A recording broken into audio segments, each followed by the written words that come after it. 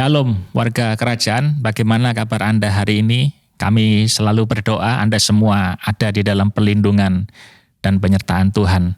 Masih bersama dengan saya, Roy Setiawan, di dalam program yang Anda tunggu-tunggu, yaitu program Kingdom Insight, His Gift for You. Hari ini adalah program yang spesial karena kita memperingati hari ulang tahun yang ke-70 dari Bapak Gembala senior kita, Bapak Pendeta Timotius Arifin Teja Sukmana.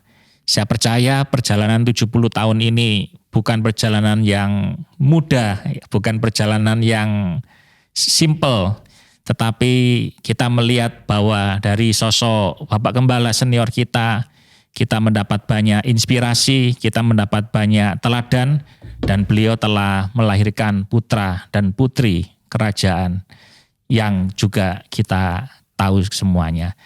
Oleh karena itu saya sambut, welcoming Pak Arifin, selamat datang. Haleluya.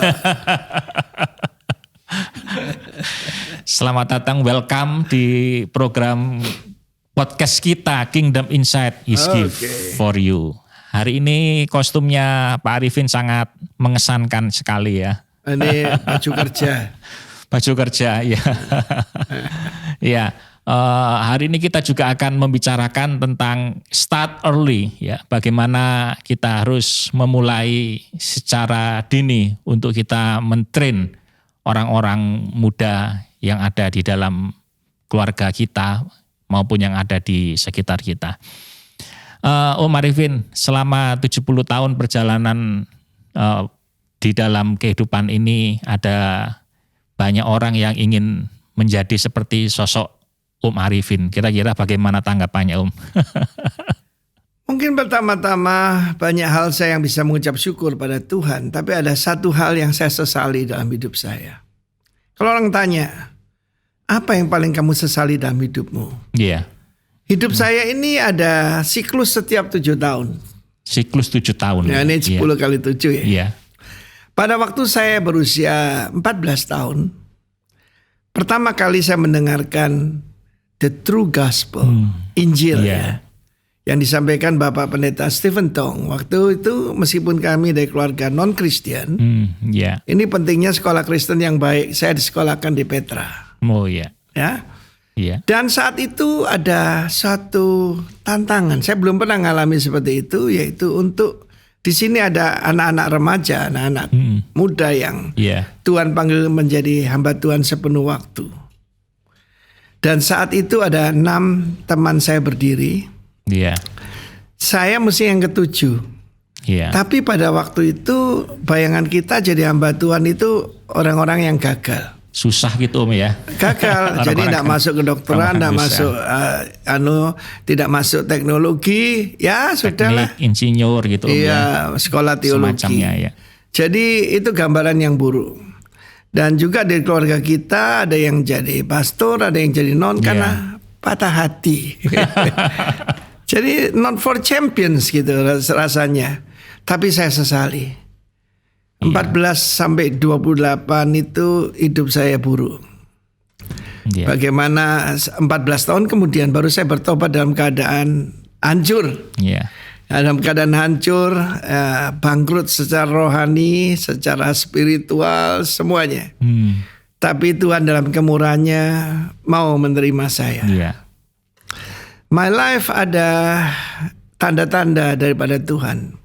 Saya masih ingat waktu saya masih remaja. Keluarga kita kan bukan Kristen. Ya, jadi pada waktu itu ada seorang ibu yang dibuang oleh suaminya. Soalnya orang Jerman, dia orang Sri Lanka. Dan rumahnya dikunci, anak-anaknya dibawa ke Jerman. Dan ibu ini tinggal di rumah saya selama beberapa hari.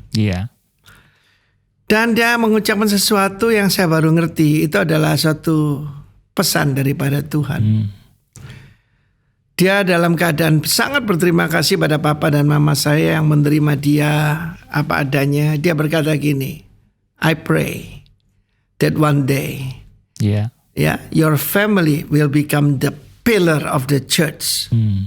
Perkataan church itu aneh buat saya, pillar of the church lebih aneh lagi.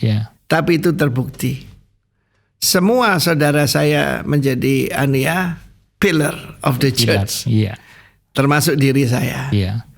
Jadi jeritan hati seorang ibu yang dianiaya itu rupanya sampai pada Tuhan. Dan here I am. Saya masih ingat tuh semuanya kemurahan Tuhan. Pada usia saya 40 tahun. 40 itu satu masa ya. Yeah. Tanggal ulang tahun saya ditabiskan jadi pendeta sepenuh waktu. Persis kalau umur ya, 40. Saya lihat itu semua kemurahan Tuhan. Iya. Ya. Dan waktu usia 70 tahun, menikahkan kemenakan kesayangan saya, Christina. Iya. Dan saya kira itu semua sudah ada jalan Tuhan memang. Iya. Asal kita mau ikut di dalamnya. Dan saya tahu apa yang kita sampai sekarang jalani. Saya tidak bilang mencapai, saya tidak mencapai apa, belum apa-apa. Kalau kita berkata kita mencapai sesuatu, kita belum mencapai apa-apa. Dan Tuhan janjikan yaitu percepatan ke depan ini. My dream 2025. 1000 gereja buat Tuhan Yesus. Tahun 2025. Iya. Dan untuk itu saya menunggu revival. Iya. Yang menurut Cindy Jacob akan revival the greatest revival in Indonesia yang sudah dinubuatkan banyak bangsa dan negara. Will start from Bali. Haleluya. Dan karena itu Tuhan Yesus berkata, aku mau di mana aku berada, di situ hambaku berada. Saya sudah tunggu 30 tahun di Bali. Dan biarlah itu terjadi. Amin. God bless. Om Arifin, kitab Amsal mengatakan bahwa hiasan orang muda itu adalah kekuatannya. Bagaimana orang-orang muda ini bisa penuh dengan potensi, kemudian mereka bisa memaksimalkan potensi mereka. Kalau menurut Om Arifin tanggapannya bagaimana? Tapi ada lanjutannya. Kemuliaan orang tua adalah hikmatnya. Iya. Ojo lali. Jangan lupa. Ya. Karena itu saya tidak pernah anggap enteng orang muda. Paulus dikatakan seorang muda. Kita gambarkan dia botak, matanya buram, sampai tulisannya besar-besar. Tapi firman Tuhan mengatakan Kisah Rasul pasal yang ke-7 itu, mereka meletakkan pakaian mereka yang merajam Stefanus di kaki seorang muda. Berarti is the gang leader. Seorang muda bernama Saulus. Orang muda. Bagaimana untuk keselamatan dan mendirikan kerajaan Allah seorang perawan. Maria 14 tahun. Dan sebagai raja David itu mulai diangkat Tuhan pada waktu itu belum mencapai 20 tahun karena terbukti dia belum enroll as a military. Militer kan 20 tahun. 20 tahun. Jadi berarti dia umur mungkin 17, 18 gitu. Jadi saya tidak pernah menganggap enteng orang muda, tapi saya menyediakan diri supaya orang tua yang punya hikmat. Jadi ini gabungan dari duanya ini nanti sangat jadi luar TNT. Biasa TNT. Jadi bom. Saya tidak pernah lihat anak muda sebagai gentong yang kosong untuk diisi. Saya lihat mereka dinamit. Ataupun sedikit obor yang perlu dinyalakan. Jadi ini yang disebut dengan start early gitu Om ya. Start early. Karena itu pesan daripada kita khususnya, kalian yang masih muda jangan sering berkata sama orang lain, nanti aja kalau saya sudah tua. Salah, start early. Contoh lebih bagus Samuel. Nabi Samuel mulai kecil di bawah ibunya untuk dididik di kemah suci, waktu itu ada di Silo. Dan ibunya membawakan baju imam. Dia belum bisa jadi imam kan, tapi baju imam-imaman. Mulai XS, S, L, M, M dan L. Jadi ini ibu yang bijaksana. Dia mengarahkan anaknya karena dia berkata, aku menyerahkannya pada Tuhan. Jadi Samuel itu firman Allah mengatakan makin bertambah hikmatnya, in favor with God and with men, seperti Kristus. Kristus mulai bersoal jawab dengan para ahli-ahli Taurat usia 12 pada waktu perayaan bar mitzvah. The son of the law, bar mitzvah. Ya, jadi kita lihat start early. Iya. Ya, dulu pada waktu saya mulai melayani Tuhan kan agak terlambat. Ada Teni Landena umur 13 jadi tahun, the youngest preacher in Indonesia. Kalau saya dulu nurut, ya mestinya tidak ada tahun-tahun hilang dalam hidup saya. 14 sampai 28 itu saya hidup buat diri sendiri. Baru 28 sampai sekarang. Ya. Menyerahkan diri untuk Tuhan. Gitu. Ya. Om Arifin, sebagai seorang muda, kadang-kadang kita ini punya kekuatan, punya kemampuan, punya potensi. Tapi bagaimana kita melihat kadang-kadang seringkali kekuatan dari orang muda ini tidak sesuai dengan calling dan destiny-nya. Kira-kira menghadapi tipikal yang seperti ini itu bagaimana, Om? Karena itu penting, yang penting bapaknya ya bisa mengarahkan dia. Iya. Tidak usah copy paste daripada orang lain, keluarga lain. Setiap anak punya destiny masing-masing. Iya. Salah satu motto kita yang utama, we help you to fulfill your destiny. Ya, destiny, ya. Apakah dia termasuk 5 jawatan? Apakah dia di marketplace dan sebagainya? Iya. Itu Pak Teddy dan Pak Paul Suryanto satu hari makan dengan saya. Iya. Dan saat itu Pak Teddy diminta untuk jadi hamba Tuhan sepenuh waktu. Saya bilang, no Teddy, you go to the marketplace. Iya. Saya tunjuk Paul Suryanto. You follow me, Paul. Ya, waktu itu belum kasih nama Paul Suryanto. You follow me. Oh, dia menolak. Oh, saya tak mau jadi pendeta. Nah, sekarang terbukti ya. Teddy bangun hotel. Iya. Paul Suryanto my close aid ya, my armor bearer. Iya. Ya. Itu jadi memang start early itu penting. Dan setiap anak, setiap remaja, setiap orang muda memiliki ini ya, calling dan destiny-nya masing-masing. Ya. Tentu saja salah satu soal pekerjaan. Iya. Itu ada 4 tingkatan. Pertama itu job. Job. Ya, kalau kita lihat itu ya mobil-mobil angkot ada tulisannya ngupoyo upo. Mencari sesuap nasi. Iya. Di atasnya itu ada work. Jadi bukan jadi job lalu profession lebih tinggi. Profession, iya. Profesi, ya. Tapi work itu sesuatu yang orang lain tidak bisa lakukan. Itu inherent di dalam diri kita. Baru calling. Iya. Ya.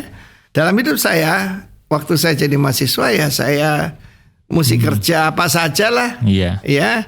Saya menghitung konstruksi, saya memeriksa bangunan yang mau direnov. Ya, supaya dapat ya untuk membiayai saya kuliah. Iya. Setelah lulus profession. Iya. Ya. Tapi saya belum menemukan my work, belum. Ya toh? Belum menemukan calling. Profession aja. Iya. Baru calling lebih tinggi lagi. Iya. Sebagai contoh ada jemaat kita, dia fotografer yang hebat. Tapi karena corona akademi ini sama sekali tidak ada penghasilan. Tetapi perut lapar membuat orang bekerja. Dia menemukan worknya. Ternyata dia itu bisa melukis dengan bagus sekali. Oh, iya. Ya. Dan dia mulai jual lukisannya itu. Hasilnya luar biasa, lipat ganda. Iya. Kalau terima foto sekarang ya lukisan berupa foto. Betul. Satu kepala 7,5 juta. Ini harga tahun lalu, sekarang mungkin lebih. Jadi kalau suami istri 2 anak ya 30 juta. Iya. Dan itu betul-betul dia punya keahlian. Saya kalau lihat tuh kagum. Nah itu namanya work gitu tadi. Ya. Jadi menemukan sesuatu yang orang lain tidak bisa lakukan. Saya lihat bagaimana dia caranya melukis. Kami suami istri dilukis oleh Ricky namanya. Dan itu betul-betul mengagumkan. Iya. Iya. Jadi find your work kepada anak-anak muda. Calling itu ada, tapi tidak selalu mesti di church and mission. Kan kita ngajarkan ada bisa art, di marketplace entertainment, ya toh. Ada orang kalau nyanyi seperti ngomong, sudah dalam dirinya. Iya. Bulan yang lalu saya bertemu dengan teman saya, memang secara akademis dia kurang. Tapi dalam keadaan apa yang terjadi? ketika dia memegang piano, dia tidak pernah belajar, menjadi hebat sekali. So find your work. Iya. Work itu sesuatu yang benar-benar ya cuma ada padamu gitu. Jadi kapital yang ada dalam diri kita. Sebagai contoh, kemuliaan daripada burung adalah ketika dia terbang, ya kan? Iya, iya. Iya. Dan singa ditetapkan jadi raja, meskipun dia tidak yang paling besar. Badak lebih gede, gajah lebih besar. Iya. Tapi ada leadership dalam dirinya. Ya. Dan ketika dia mengaum, semua sisi hutan mendengarkan dan tunduk. Dan tunduk, betul, ya. Jadi so find your work. Temukan your work. Iya. Ya. Jadi dan satu lagi memang kita saya tidak pernah berpikir untuk kerja sama orang. Kalau saya kerja sama orang hanya untuk belajar. Iya. Saya masih ingat saya pernah kerja 2 tahun aja. Dan setelah itu kerja sendiri. Iya. Sebagai contractor and consultant. Tapi belum menemukan. Tapi yang paling akhir ini menemukan my calling. Calling, gitu. Ya, ketika saya bertobat itu through a hard way. Saya dalam keadaan sakit keras.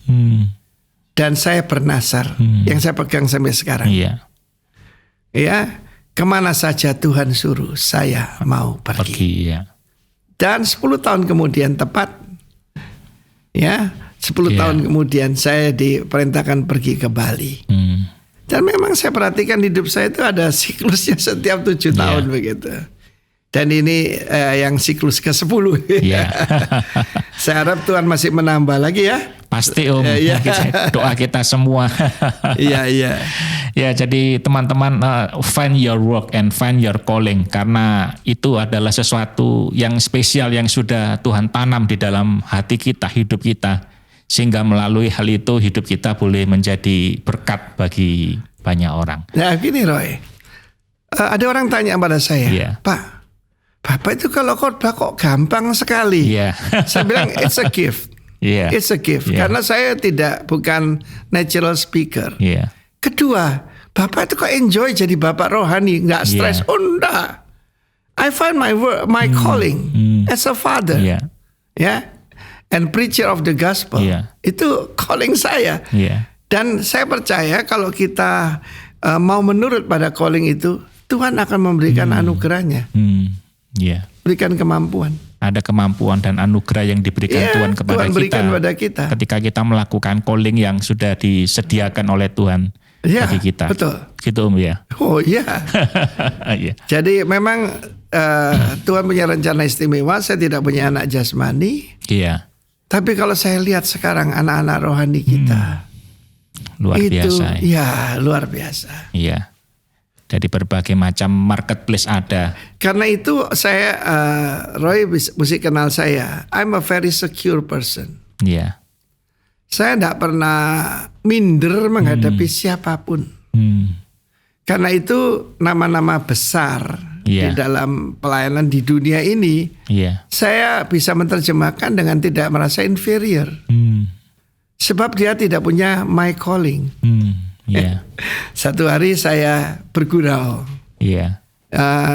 Saya tanya, apa kelebihan saya daripada Benny Hinn? Sebab dia minta saya kalau ke Indonesia minta Pastor Timothy yang terjemahkan. Mereka rupanya masih otak feodal. Masa ada Pak Arifin? Ada.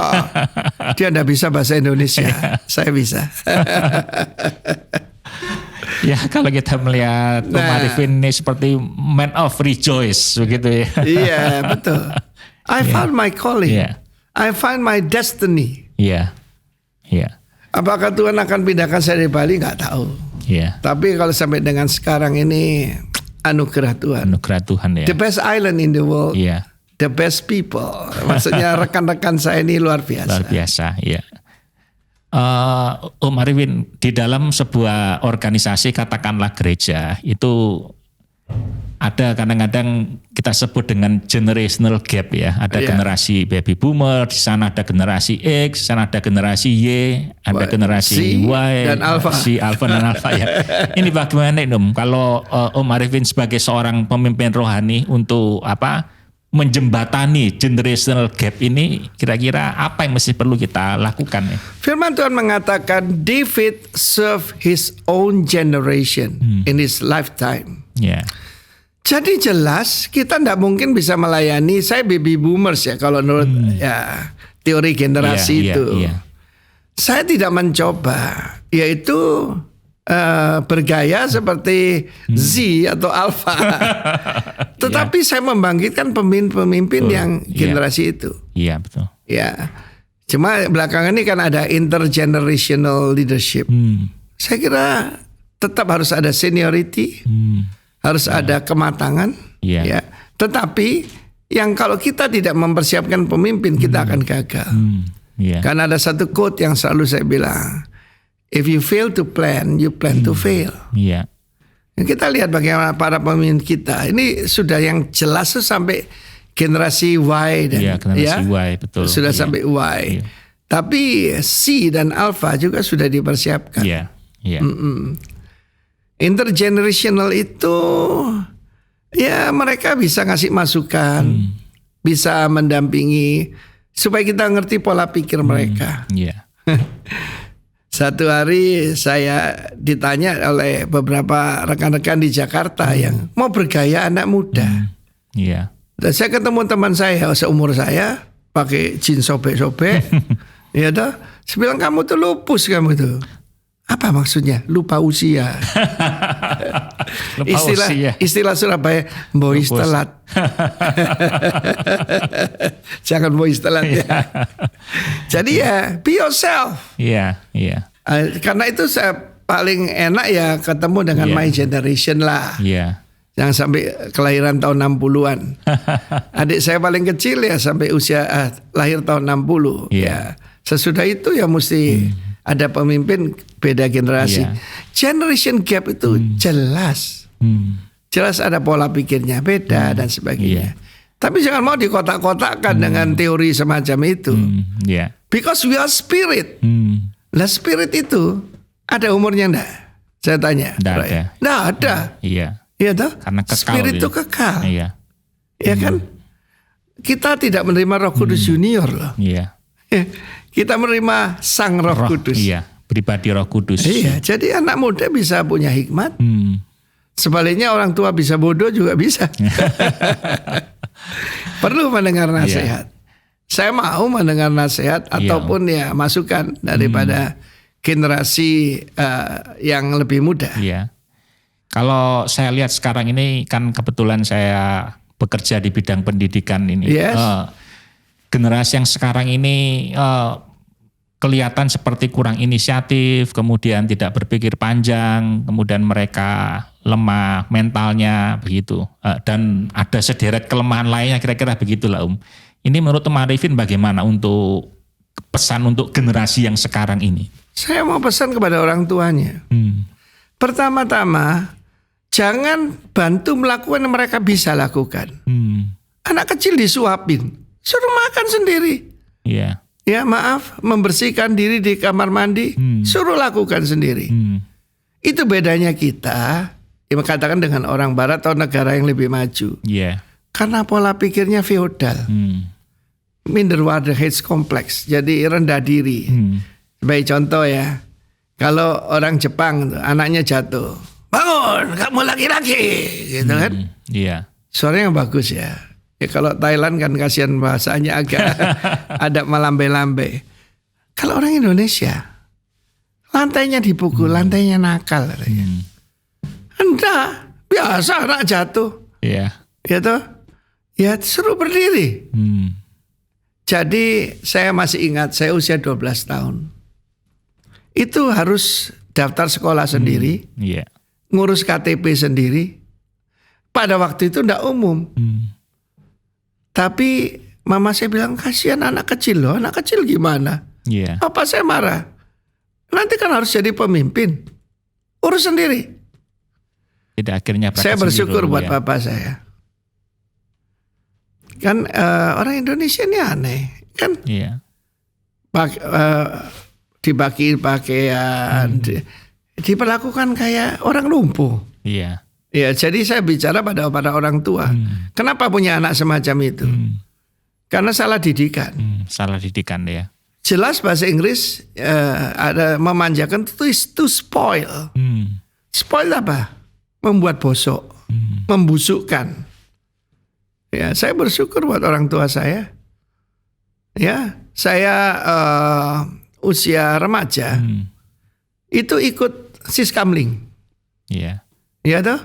Sementara anak-anaknya teman-teman papa saya dikasih surat sakit. supaya nggak kena jadwal siskamling itu ya. Iya. Surat sakit. Kita disuruh. Iya. Jadi dilatih supaya kuat mentalnya. Gitu. Iya. Jadi the making of a leader ada peranan orang tua. Pertama, orang tua saya meyakinkan bahwa mereka sangat mengasihi saya. Yeah. Itu membuat saya jadi pede. Iya. Jadi tidak pernah merasa rendah terhadap siapapun. Iya. Ya, banyak nilai-nilai yang saya belajar dari orang tua saya. Iya. Dan itu tugas saya sebagai orang tua. Untuk menurunkan nilai-nilai yang baik. Kamu itu. bisa. Kamu tidak kalah sama yang lain. Iya. Kamu gagal, bangkit. Jadi kapan tuh ada satu anak kita, ya memang dia agak kecil gitu, jadi badannya agak bungkuk begitu. Iya. Dan dia dipukul dengan helm oleh seorang pendeta yang lebih besar dari saya. Dia datang mau minta pembelaan. Iya. Saya katakan selamat ya, kamu menderita karena nama Yesus. Sekarang jadi ketua BPD. Wah, luar biasa. Loh sungguh? Iya. Coba kalau saya bilang kasihan kamu. Iya. No.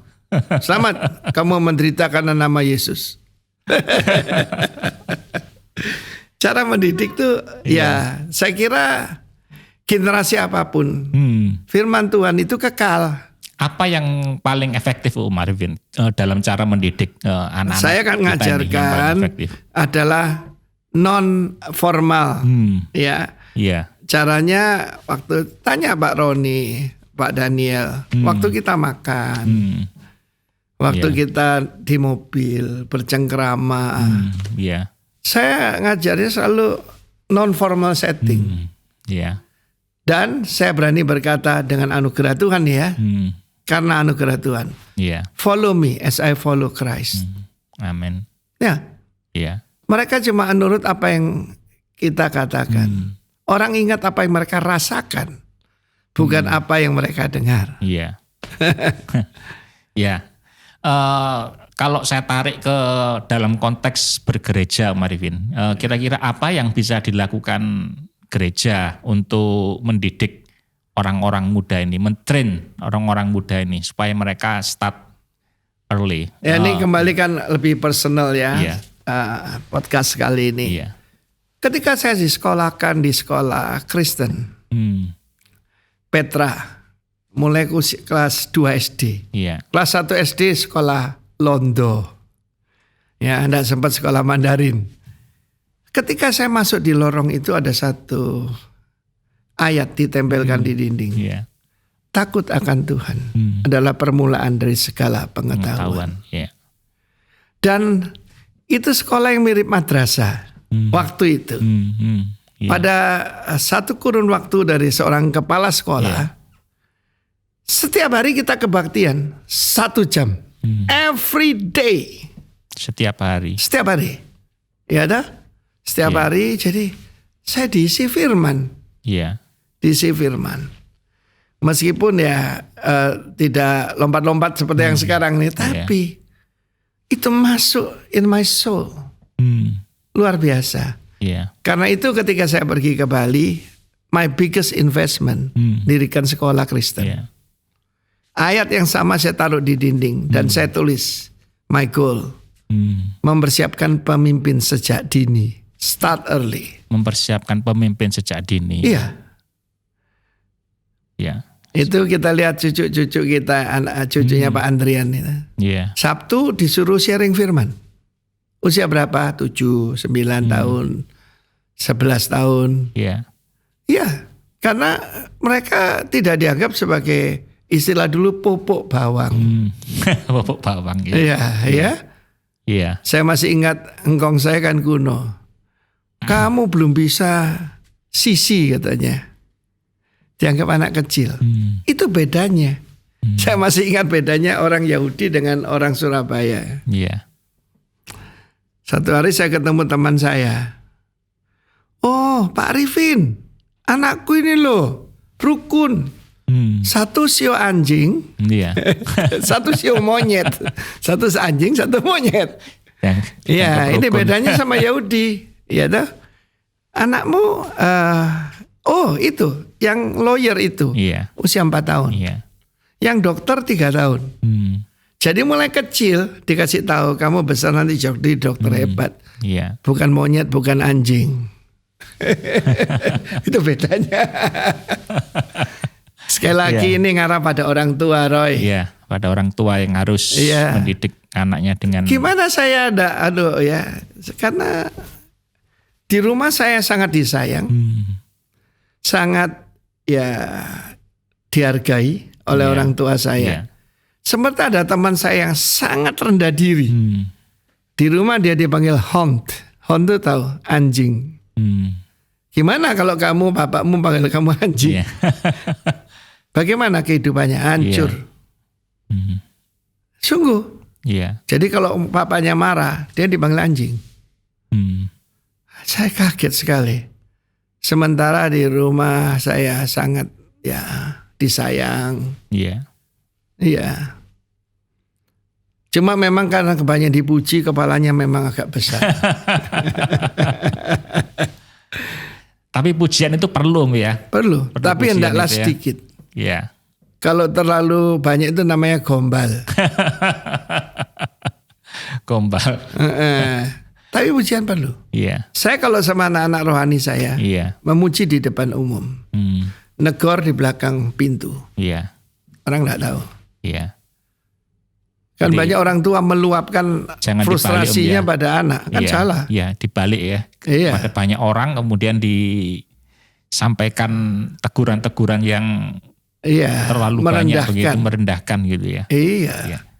Kelihatan kok. Kalau yang terlalu sering dihina itu mesti nunduk gini, kayak budak. Iya. Nah, Pak Arifin di usia yang ke-70 ini, Om Arifin sudah membangkitkan banyak putra dan putri. Belum. Masih jauh.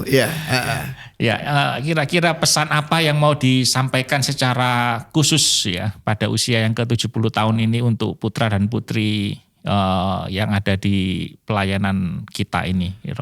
Ya, dalam dunia ini tidak ada yang pasti.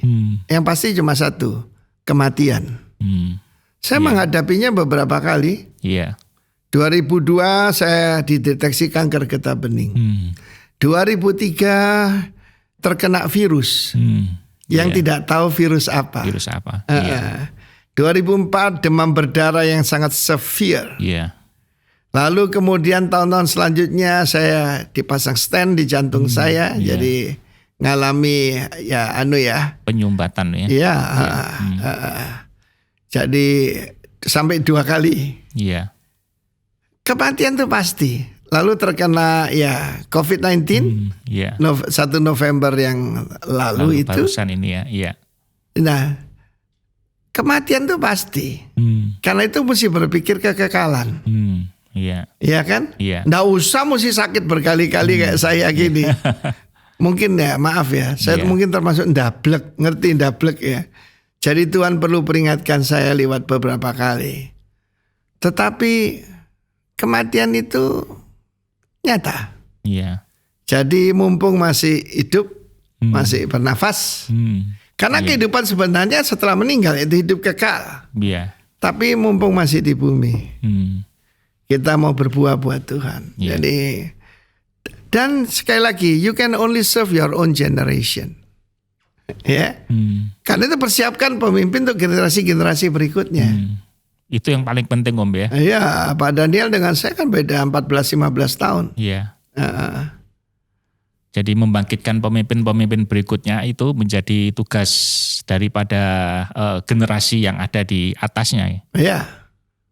Dan itu menjadi sebuah sebuah keharusan sebagai sebuah tugas begitu Om ya dari Tuhan untuk membangkitkan para pemimpin. At the end of the day, maka kita dinilai dari anak-anak kita. Salah satu pasal yang menyedihkan itu 1 Samuel pasal 15 tuh yang bagaimana kedua putra daripada Nabi Samuel jadi hakim tapi korup. Sedih kan? Sedih sekali. Dia seorang yang hebat. Tugas kepada Samuel adalah pertama king anointer. Dia mengurapi Saul dan David. Kedua adalah king maker. Yang ketiga king confronter. Dia mengkonfront Saul dengan berani. Tapi anak-anaknya gagal. Saya tidak mau itu terjadi in my life. Meskipun saya banyak niru Nabi Samuel, dia berkeliling di 3 kota. Di 3 kota, dia berkeliling dari Gilgal, lalu juga dia pergi ke kota-kota lain. Tetapi itu as a circuit. Saya kan juga begitu. Denpasar, Surabaya, Jakarta. 3 ini penting. Tapi akhirnya kembali ke rumah. Sekarang ada villa kita di Ubud untuk saya istirahat. Saya belajar banyak. Tapi saya tidak mau kesuksesannya saja. Saya mau ketidakgagalannya. Dia kan gagal. Kami tidak mau dengan kedua putramu tidak seperti kamu. Hal yang paling sedih. Kalau orang memberitakan ada anak rohani kita yang melenceng dari jalan Tuhan. And my joy kalau mereka katakan memang anak-anakmu jadi berkat. Itu saja. We can only serve our own generation.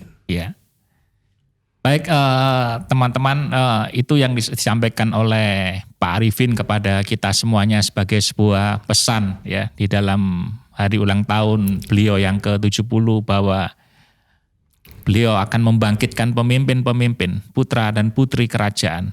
Sehingga apa yang telah dilakukan sampai selama ini dan kedepannya itu tetap akan langgeng, bahkan lebih baik. Bahkan lebih baik. Legacy. Legacy. Bukan monumen, bukan memori, tapi legacy. Legacy dari seorang Inheritance bapak. juga percuma akan hilang. Tapi legacy tidak akan hilang. Dan saya percaya Om Arifin akan terus menjadi bapak kita. God bless. Bisakah berdoa untuk kita, Om Arifin? Terima kasih Bapa di sorga. Melalui kerajaan-Mu Engkau membangkitkan kingdom leaders untuk bangsa dan negara kami. Karena itu Tuhan, bangkitkan imam-imam yang bisa dipercayai. Ya Tuhan. Supaya tidak ada seorang pun menjadi seperti keturunan Imam Eli yang cuma jadi imam sepotong roti dan imam yaitu untuk mendapatkan sepeser uang. Tetapi imam-imam yang dapat dipercaya, bahkan jadi orang kepercayaan Tuhan. Amin. Terima kasih Bapa di surga. Kami mau belajar dari hamba-hambamu yang start early. Seperti Paulus, seperti David, seperti Yusuf dan Maria, seperti Nabi Samuel. Tolong kami para orang tua untuk memberikan nilai-nilai kepada mereka. Ya Tuhan. Attitude dan sikap yang baik yang memuliakan Tuhan. Kiranya Tuhan memberkati semua yang mendengarnya dengan kasih karunia yang datang dari kerajaan Allah. Demi nama Tuhan Yesus. Amin. Amin. Terima kasih Om Arifin untuk waktunya dan selamat ulang tahun yang ke-70. Thank you. Dan pasti akan semakin berkembang pelayanannya dan menjadi bapak bagi banyak orang. Tuhan memberkati. Amin. Demikian teman-teman podcast kita pada hari ini. Edisi hari ulang tahun yang ke-70 dari Bapak Gembala Senior kita, Pendeta Timotius Arifin, yang telah menyampaikan pesan kepada semua orang tua untuk mempersiapkan anak-anaknya. Dan saya juga mengajak rekan-rekan generasi muda untuk start early, jangan terlambat, supaya kita boleh dipakai untuk kerajaannya. Tetap saksikan terus acara Kingdom Insight because His gift for you. Tuhan Yesus memberkati kita semuanya. Amin. Amin.